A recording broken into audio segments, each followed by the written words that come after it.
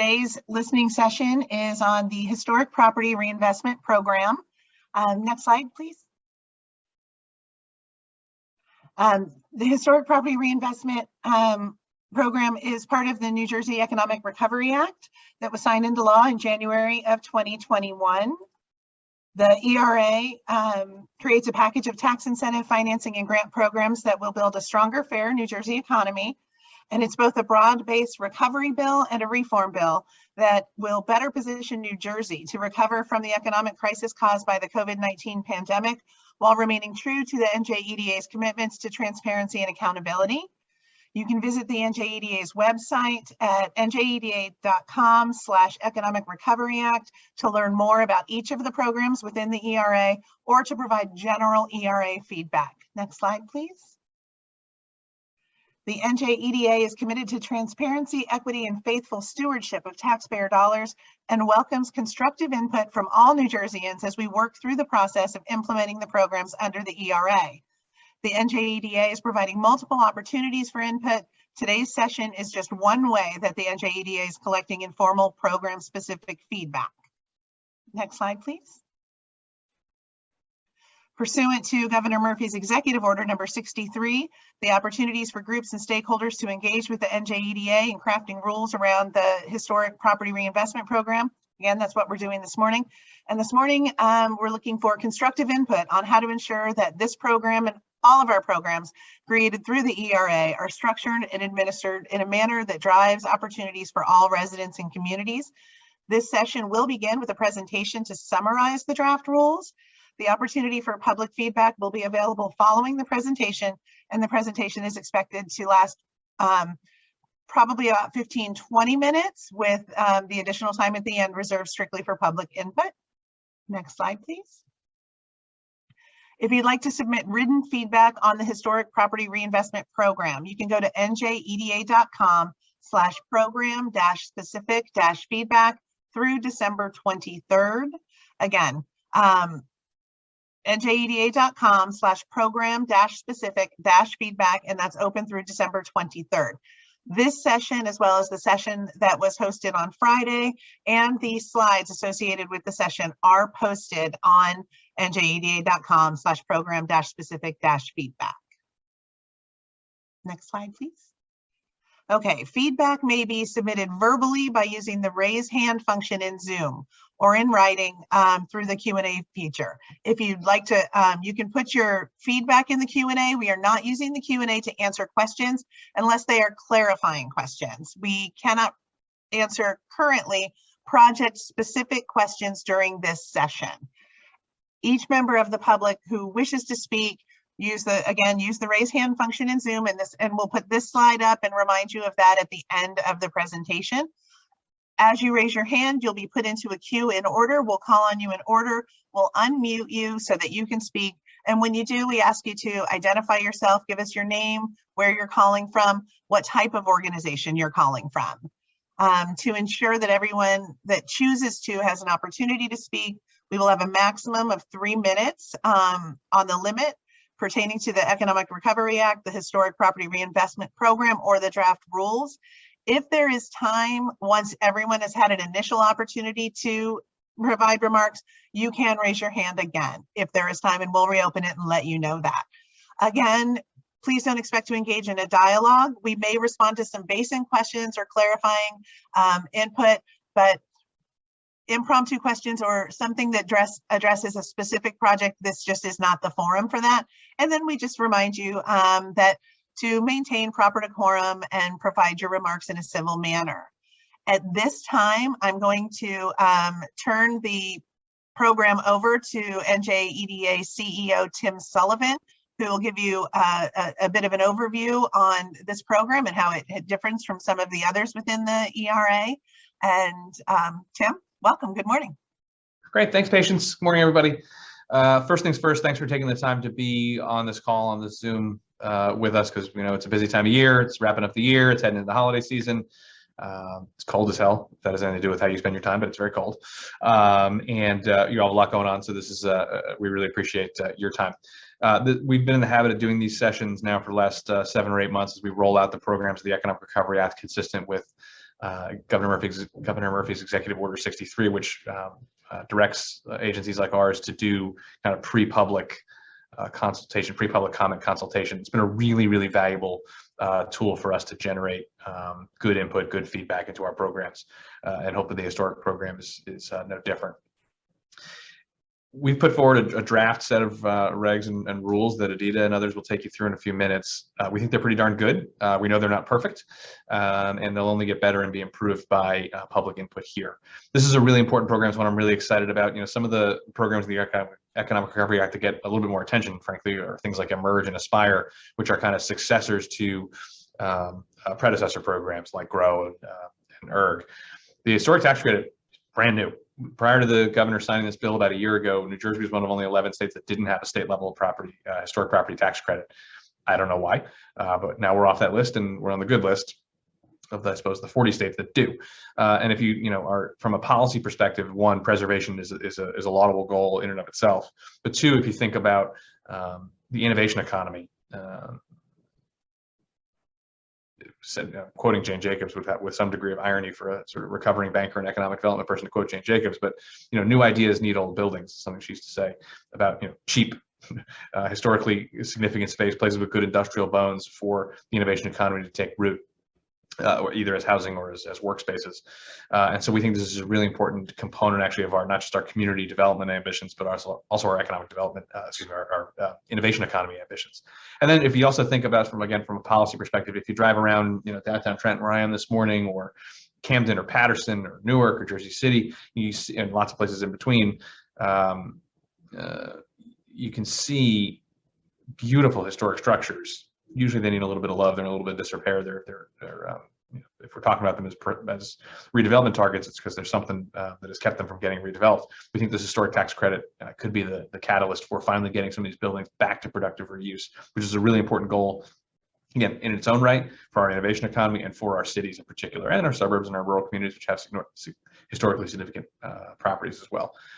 Because New Jersey's history goes back pretty far. We've got great beautiful examples of architecture and places where significant things happened that we want to preserve and protect and re-energize. And this tax credit, we think, is a really powerful tool to do so.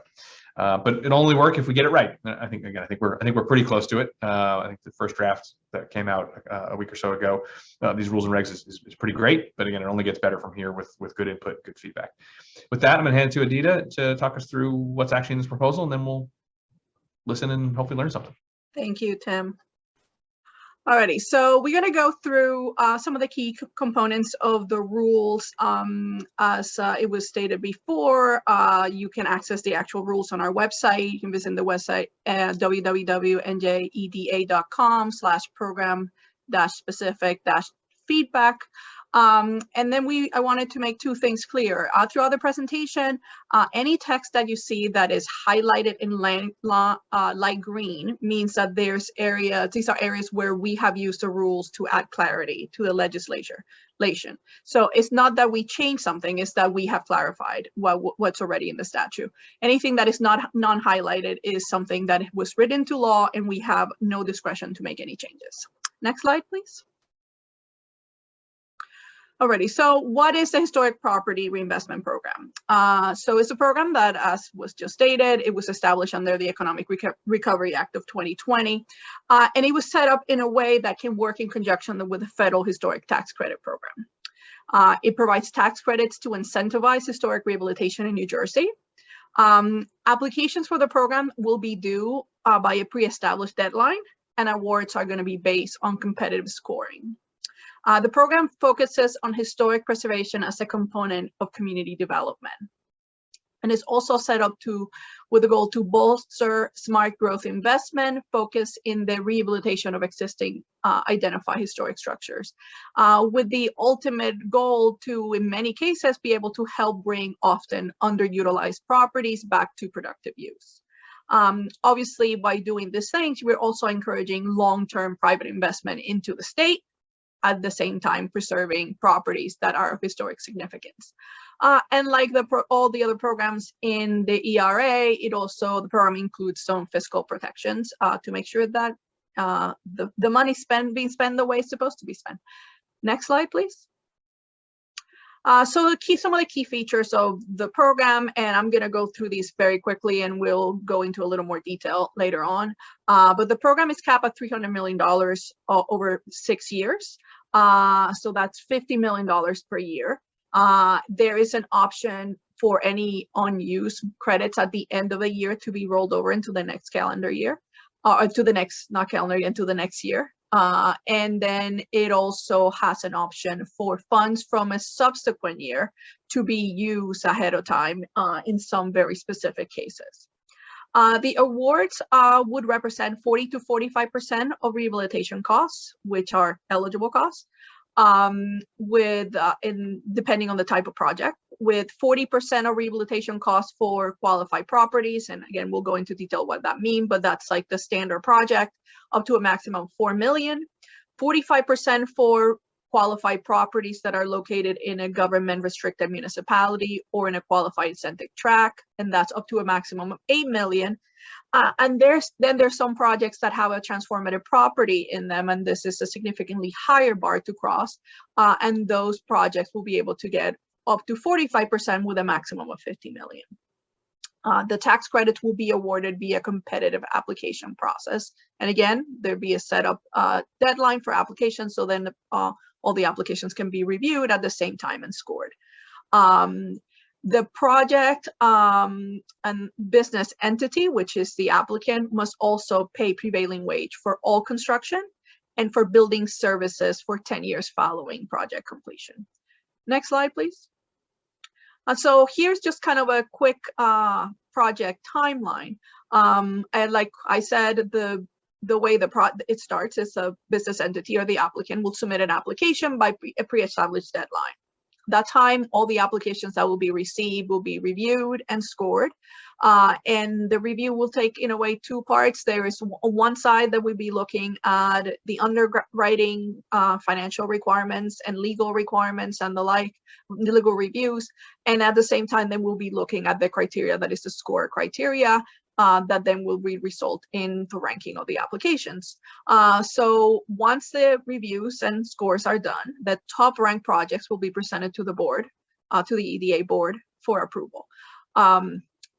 Once the board approves the top ranked projects, at that time, business entities are able to appeal the board action. That's the one time that you're able to appeal the board action. So whether it is because you believe there's something that you were scored unfairly, or you don't agree with your score, or you believe there's something that was missing, but you were told something was missing, but you actually included, or whatever your reasoning might be, this is the time to do it. Following the board approval, then we will be looking at a full review of the Secretary of the Interior standards. The statute requires substantial compliance with the Secretary of the Interior standards, and we're looking at this compliance in like two parts. So as part of the review of the application, we are looking to we'll be looking at a project approach. And what the project describes, that how they're going to be dealing with the Secretary of the Interior standards and general information as a whole. However, once the approval occurs, that's when a full review for the Secretary of the Interior standards will occur. And at that time, because it's after the scoring is completed, that would allow us to do back and forth, like would happen normally as part of the federal tax credit program application, which you'll be able to go back and forth if there's any concerns or issues to make sure that compliance is reached. Then following this, together with this time frame from board approval to the rehabilitation agreement depends. It could be up to a maximum of a year. And if this is a time, we'll go through the Secretary of the Interior standards. We'll also go through any conditional approval that you may have had, like if you needed some final financial documentation to submit and all that stuff, that will be happening through this time. And then you'll have a rehabilitation agreement. Once your rehabilitation agreement is done and signed, that's when the clock for the project starts.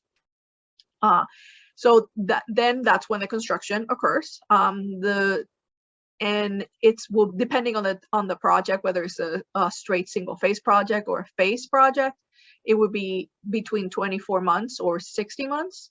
And that, again, that's the clock that starts the rehabilitation agreement.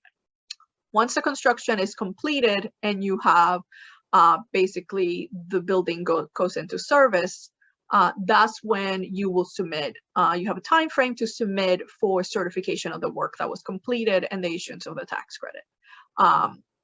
At that point, that is technically kind of project completion, but then there are two requirement time periods that come after that. So there is a requirement of 5 years post completion for annual reports. And at this time, you have to provide information and to confirm that no changes have been done to the property since they were done. Nothing that has changed the property to such a degree that it would either not meet the program requirements, like you still in compliance with the Secretary of the Interior standards and the like.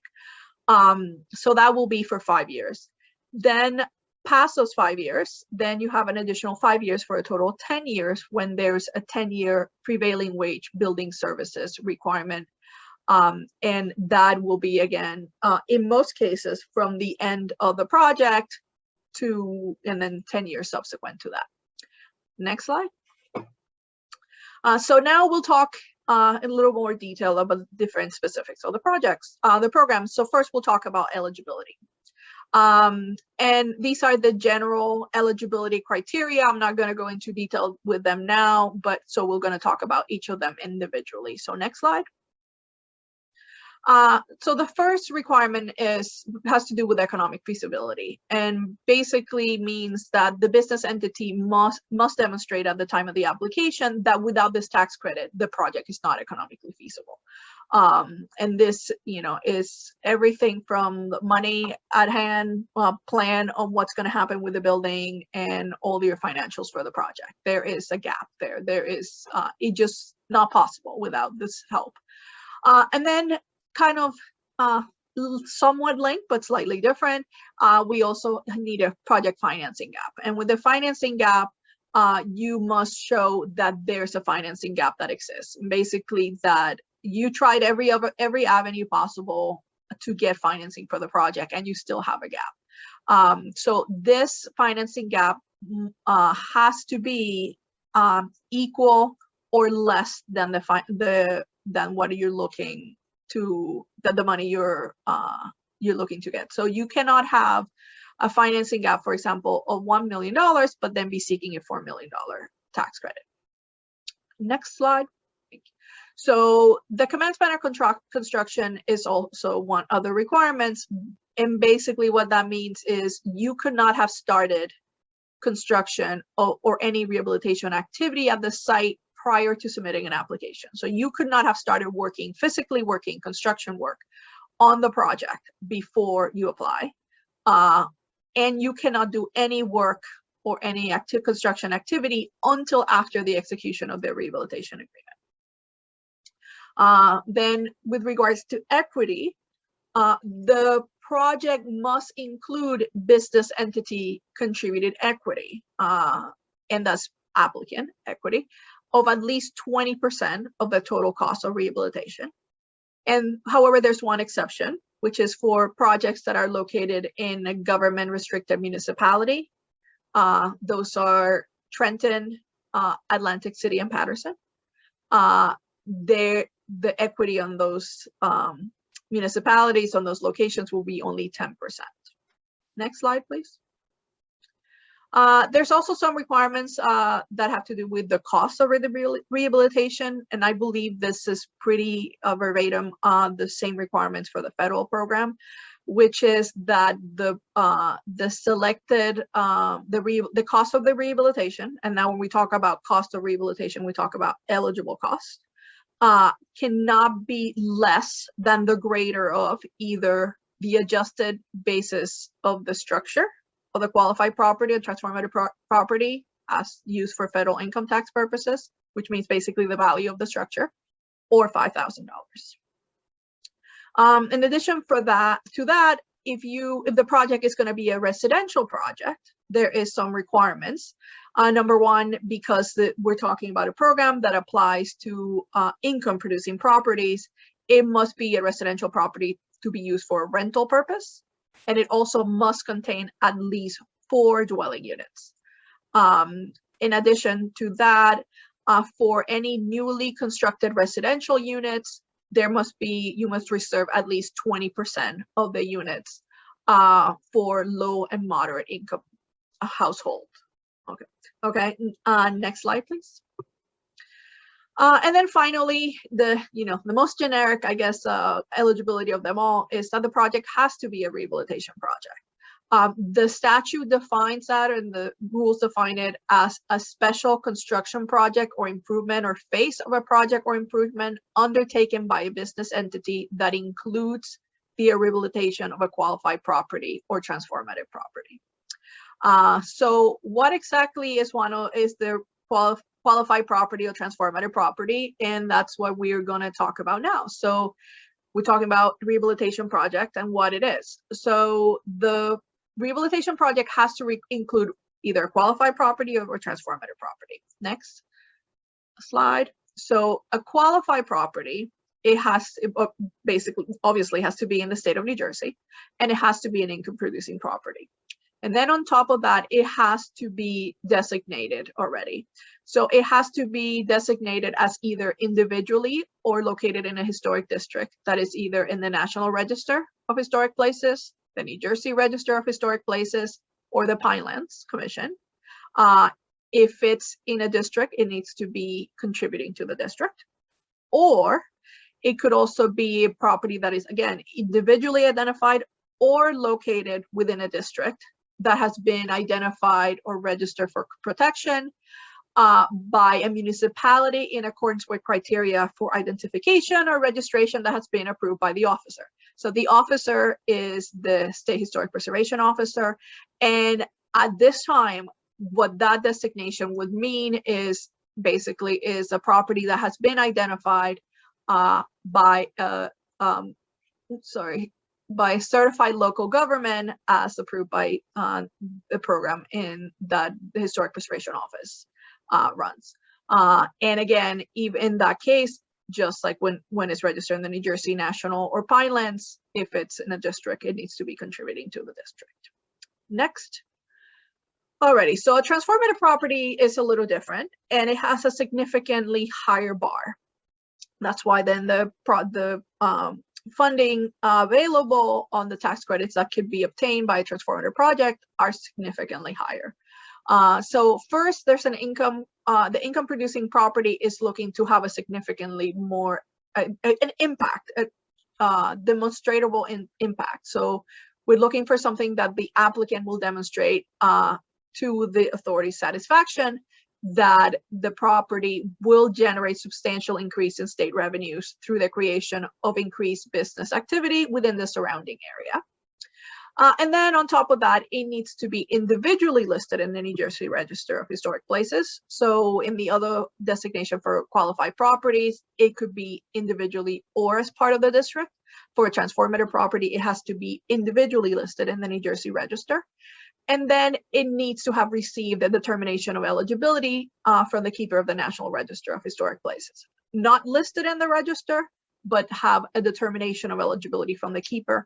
And this determination has to have been in place by the time of the act being enacted. So if you don't have a determination of eligibility at this point, it's not like you can say it's a determination you can seek in the future. In addition to that, there's a requirement with regards to location. So the project has to either be within a 1/2 mile radius of the center point of a transit village, and within a city of the first class, and that is as of right now Newark and Jersey City, or it has to be located within a government restricted municipality, and again those are Trenton, Atlantic City, and Patterson. Next slide, please.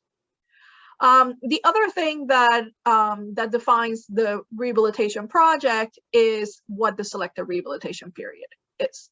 The selected rehabilitation period is something that must be chosen by the applicant at the time of application, and you can select one of two periods, which is either up to a maximum of 24 months for projects that will be completed in a single phase, or up to a maximum of 60 months for project completed in distinct phases.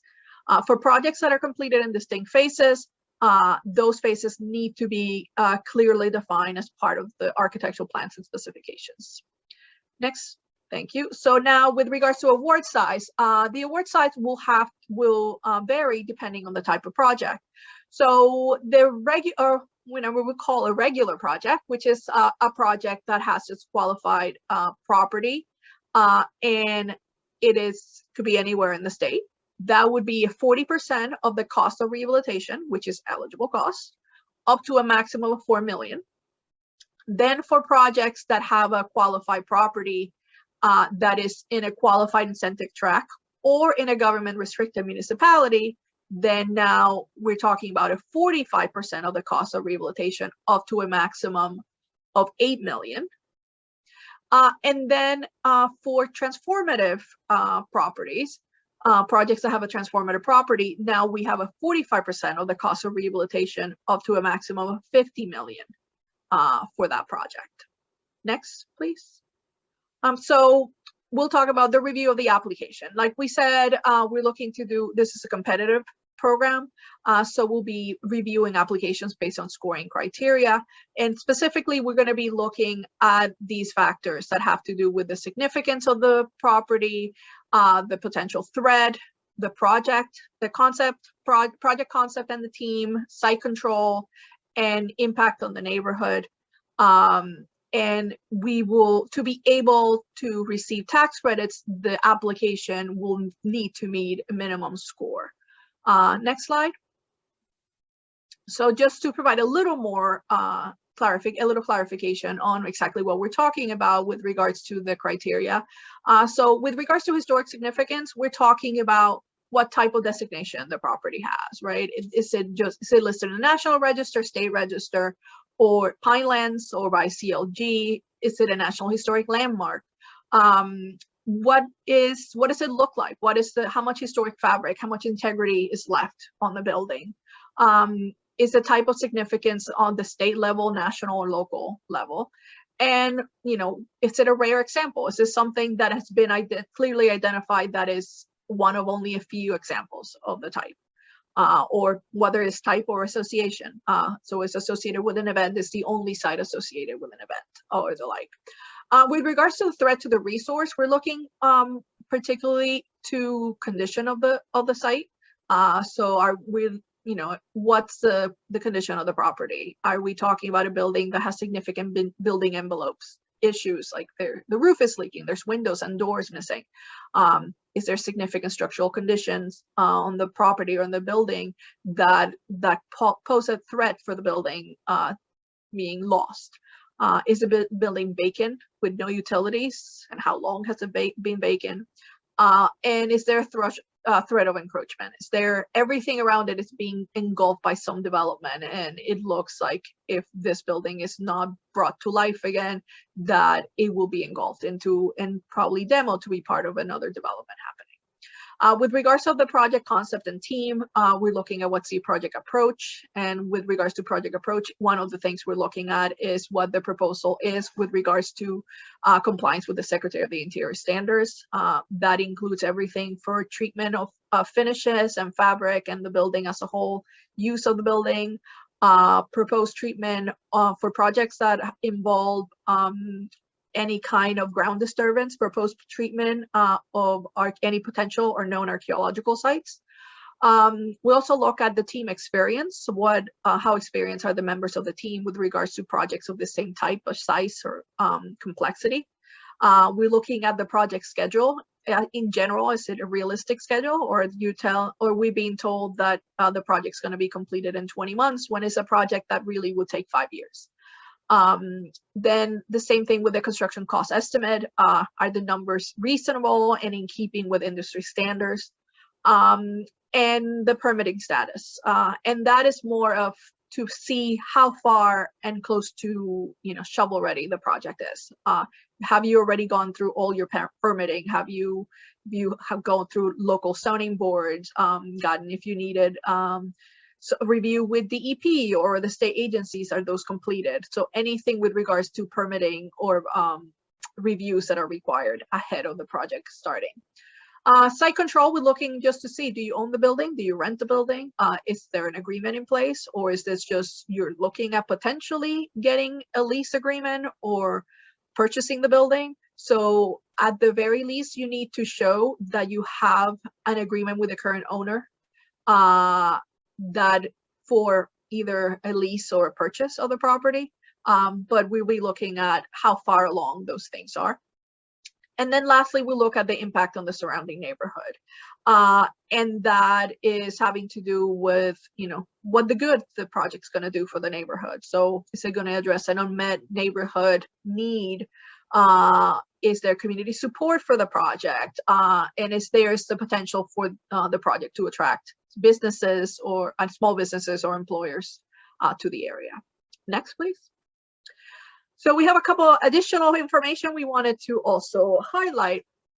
One of the important things in the program is that it allows for there to be a co-applicant for submitting for the application. So the applicant is defined as a non-for-profit organization. So it has to be a 501c3 as defined by the IRS and or the Internal Revenue Code. And it cannot be just a random non-for-profit that you get on board just to be able to use it for this. It has to be an organization that is contributing to the project, whether it's capital, real property, services.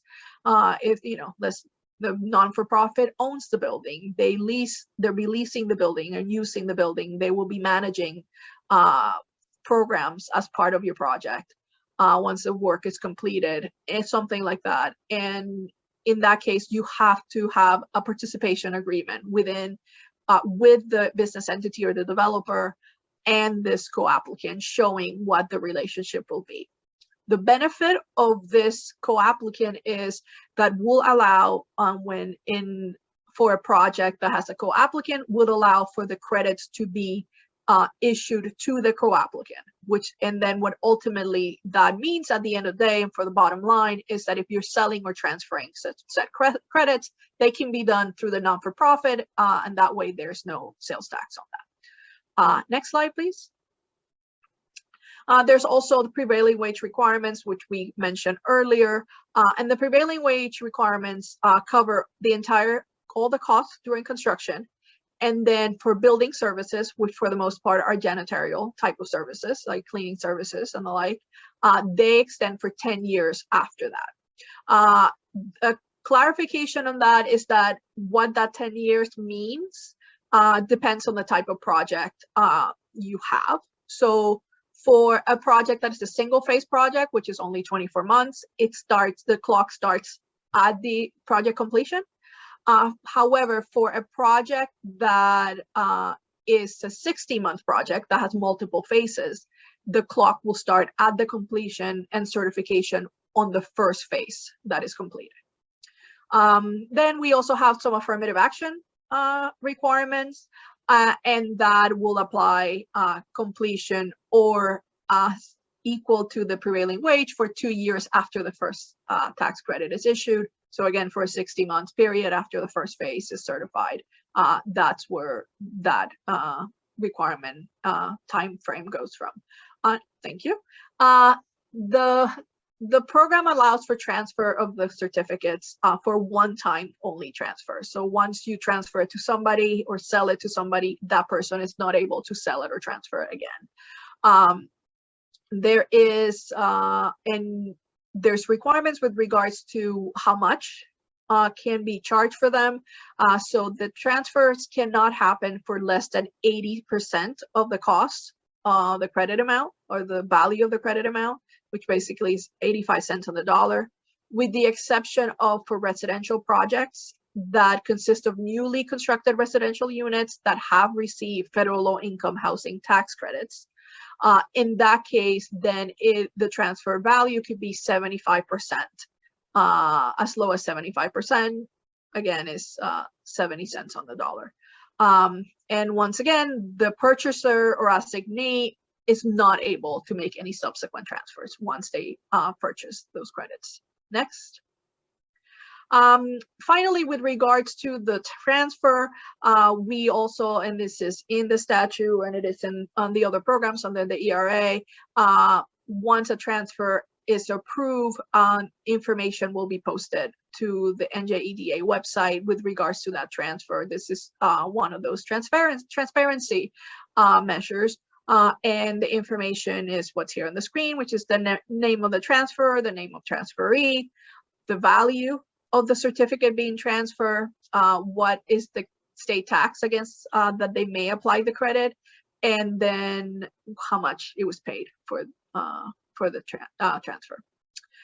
Alrighty, so now staying with the, I guess, the money talk, we'll talk a little briefly a little bit about what we're talking about regarding program fees.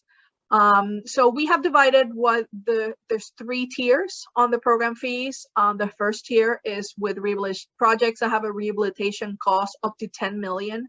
Again, rehabilitation cost means eligible cost. This is not total project cost. This is just eligible cost.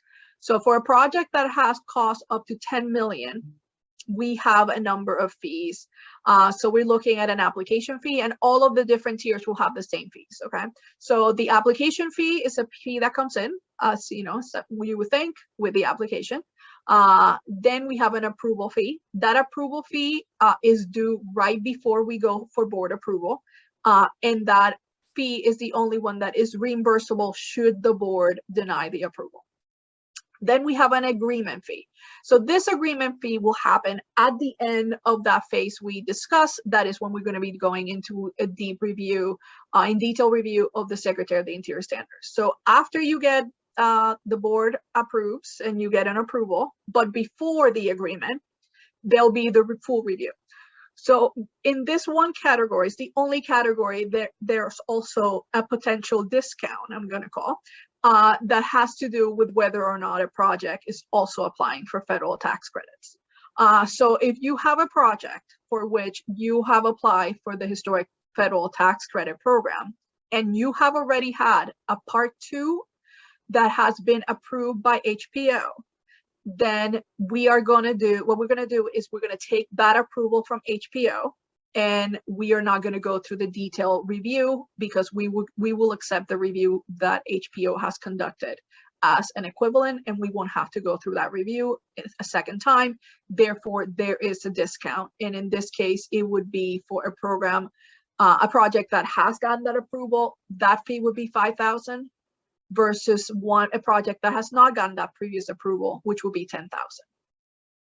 Then the last 2 standard fees are, we have a certification fee, which is at the time you're asking for your certificate, when you finish a phase and when you finish your project, and that's $5,000, and then a transfer fee, and that's when you're looking for a transfer certificate to sell or transfer that credit, and that's also $5,000. We also, with the understanding that there's cases where sometimes there might be a need for a modification, a change order, something has changed, and unforeseen circumstance has come up. Depending on the type and size of that modification, if it's something that is administrative type of change, that would be $2,500. A major change that likely would have to go to the board for approval, then that is $5,000. Next slide, please. So here is for projects that cost over 10 million. Again, we have the same fee structure than we did for the other projects. The discount on the federal tax credit here, prior review, is $14,000 versus $28,000. And the numbers then are all slightly higher for this larger projects. Again, it's over $10 million of eligible cost. And then finally, we have the transformative projects, which again, then the fee structure here is significantly higher because it's based on a potential tax credit of up to $50 million. So it's a significantly higher credit. Another thing that I wanted to point out with regards to the fees is that all these fees had been, the fee structure was put together based on expected costs for administrating the program and fee structures that have been completed and prepared for other projects, other programs in EDA. And then lastly, with regards to fees, we have some additional potential fees. So we have offered two fees for two different types of potential extensions. One is for it's a 6 month, they're all both 6 months extensions. One is for projects or for an extension that you would need prior to the agreement. So this is after the approval, but before the agreement, you have a 1 year time frame to be able to complete that phase. So if for some reason you were stuck on this, you were missing some of the documentation you needed to submit, there was something that you were not ready, maybe you have everything, but you're not ready to break ground at that moment, so you don't want your clock to start, then that's that 6 months extension is, based on the type of project and size, again, 2,500, 5,000, or 10,000. Then there's a similar 6 month extension, which is post project completion. Again, there's a time frame of a year after project completion, which is occupancy, building going into service. From that point to when you have to provide all the certifications for your final payments and everything done to be able to get your final number for your credit. And that is the same amounts, 2,500, 5, and 10. And then it's there's an agreement transfer fee in the case that for some reason the applicant business entity, for whatever reason may be, finds himself in the need or desiring to transfer their agreement to somebody else. They're not going to be able to finish, or they don't want to finish the project, and they sell their interest on that or give the interest on the project to somebody else. There will be a fee for that transfer. And I think that is all I have. So I give it back to Patience. Thank you, Idita. So now we are at the public feedback portion of the listening session. So as I said earlier in the program, what you'll want to do if you're going to provide public comment is raise your hand in the chat. That will, or in the raise your hand with the Zoom raise your hand, and that will put you in order for providing public comment. And what we'll do is unmute you and then ask you to provide your name, where you're calling from, what kind of organization you're calling from, and give you 3 minutes to provide that feedback. In addition, as we've put into the chat a couple of times, you can provide written feedback at njeda.com/program specific feedback.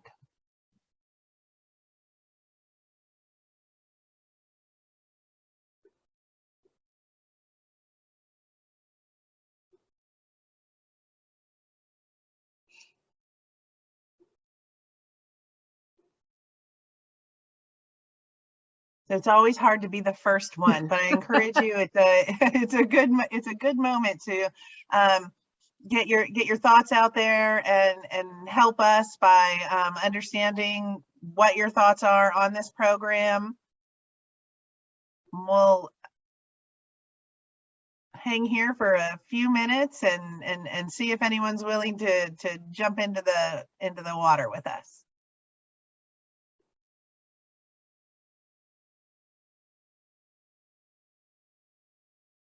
There we go, John Hatch. Hold on just a minute. I'm going to unmute you, John.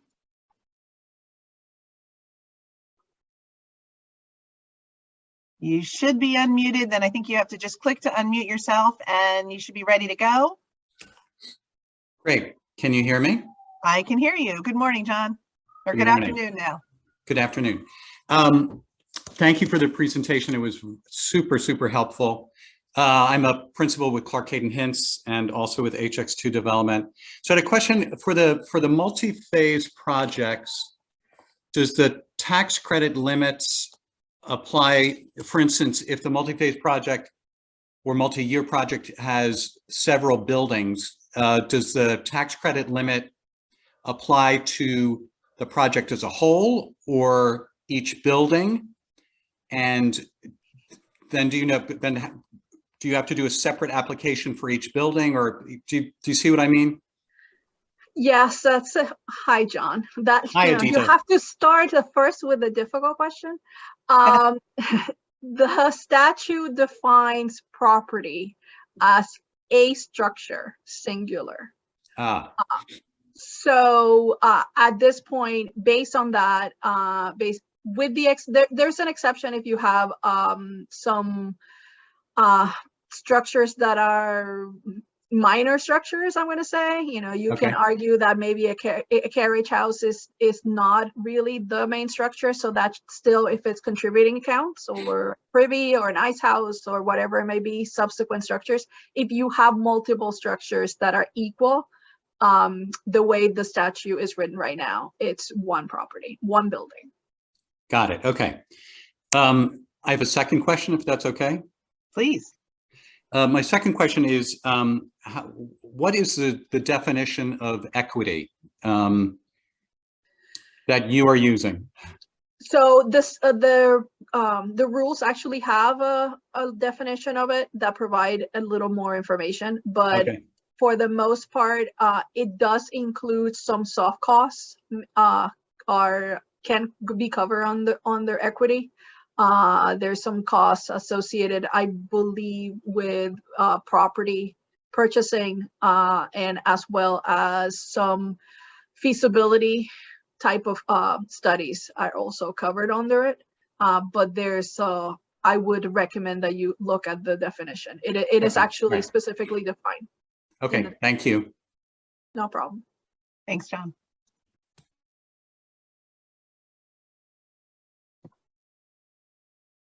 Okay, any other questions, clarifying questions, questions about the rules, or comments about the presentation in general? Hi, Dan, I'm going to unmute you and you should be ready to go. If you'll just introduce yourselves, tell us where you're coming from, where you're calling from, and what type of organization that is.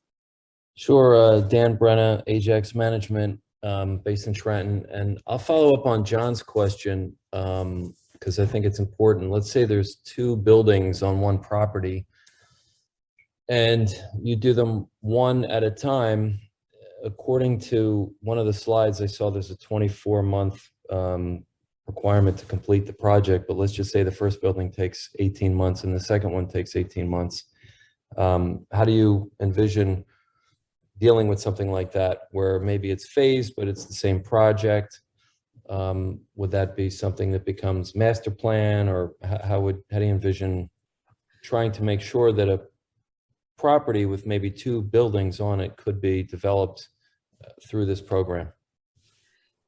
If it is the same project, is defined as the same project, then if you have two separate buildings, you can very much argue that they're two separate phases. So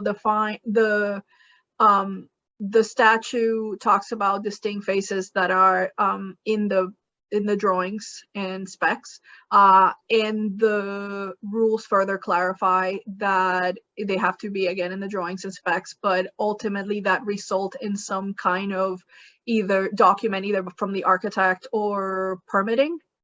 So if you have two buildings, I think you can very easily justify that. And the expectation is that this would the phasing is something that would apply. For example, if you have a building where you're putting a new addition and you build the addition first and then you move people to that, or buildings that will continue to be occupied, that you may have separate permits. So you can have separate TCOs, or you can have a C of A, or any kind of closing mechanism of a permit. Those would all could be viewed as a separate phase. And that separate phasing of two buildings would fall under one project, which would have the one project cap of either 4 or 8 million. Correct. So in order to get outside of that cap, I guess you'd have to break them apart, maybe split up the ownership of the project. And let's just say, for argument's sake, just theoretically, there are two buildings on one property and you could subdivide it and it's two projects now, two properties.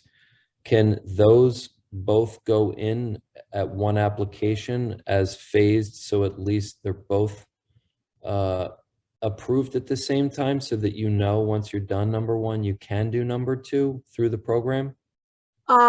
So the trick with this is that because it's a competitive program, there's no certainty that you get one, you'll get the other if you separate them.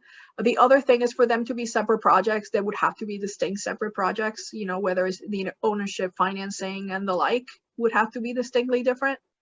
so they're not considered the same project. So when you have multiple buildings on a property, the way the statute is written on this is a little trickier for that reason, particularly if you have equal type of buildings. Okay.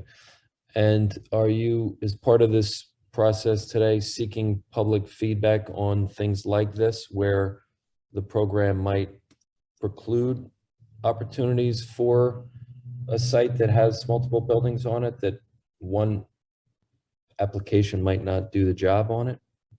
We're looking for comments on anything that you think that it could be an impediment for you to apply for the project. You think something may work or not work, anything like that. For something like this, I would strongly recommend that you submit something in writing, explaining to go through the website and submit something and explain how that would affect a project that you envision. Okay. And that's definitely the kind of, anything that you're looking at that you think the way it is written that could be potentially impede the ability for the program to be used or function properly or whatever it may be, we do want to hear about it.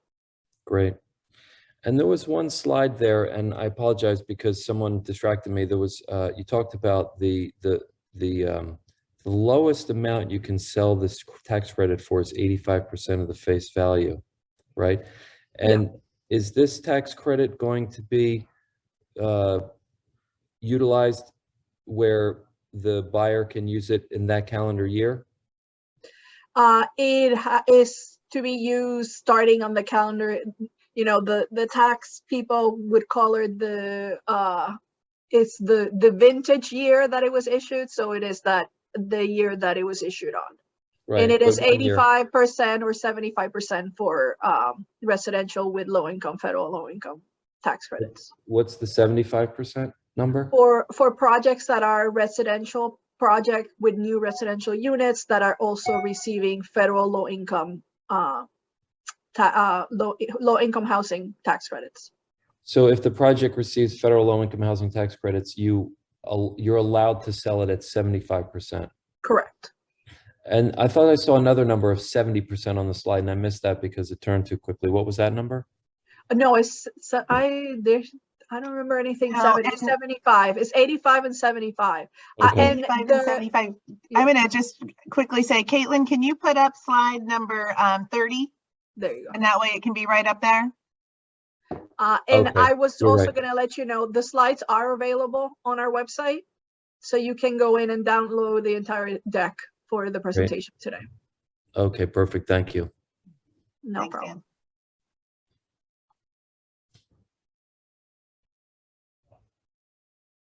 Okay. I'm not seeing another hand raised at the moment. Again, you can always submit, and we encourage you to submit your feedback and your questions online, njeda.com/program-specific-feedback. Make sure that you do that through December 23rd, which is just a mere 3 days away. So Dan, please put that in writing and send it to us so we can take a look at that. Are there any other comments or questions clarifying that anyone would like to provide before we close for the afternoon?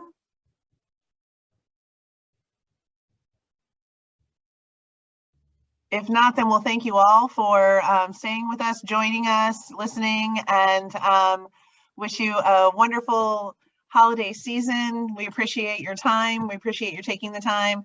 And all of this is available at the njeda.com website. Thanks so much and have a great afternoon.